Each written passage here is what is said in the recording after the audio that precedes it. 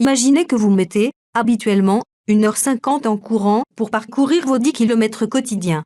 Combien mettriez-vous de temps avec une belle crampe ischio-jambière qui n'en finirait plus?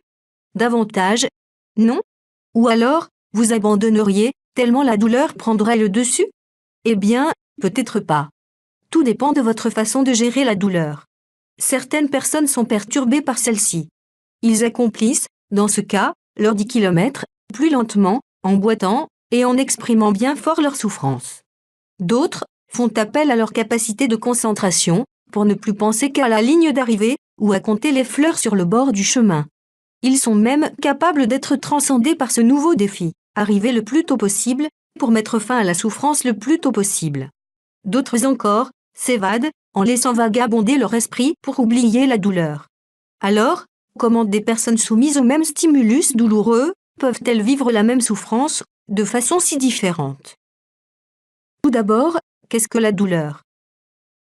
La douleur est une expérience sensorielle et émotionnelle, désagréable, associée à des lésions tissulaires réelles ou potentielles, ou alors décrite en termes de tels dommages. Ceci est la définition officielle. La douleur est une perception, donc une sensation perçue par les sens et l'esprit. La description que nous donnons de nos propres douleurs semblerait, donc, a priori, être la meilleure estimation. La douleur a une intensité qui peut être définie sur une échelle graduée de 0 à 10. 0, pas de douleur. 10, la pire des douleurs imaginables. La douleur peut aussi être définie par son type: brûlure, aiguë, sourde, piqûre ou autre qualificatif. Comment une agression se transforme-t-elle en douleur? À l'origine, il y a une stimulation, dite nociceptive, c'est-à-dire capable de provoquer une douleur.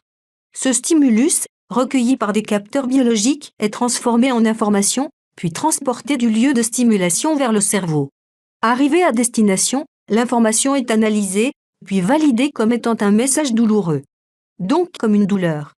Voyons ceci, sous un angle plus anatomique. Notre coureuse vient de marcher sur un clou.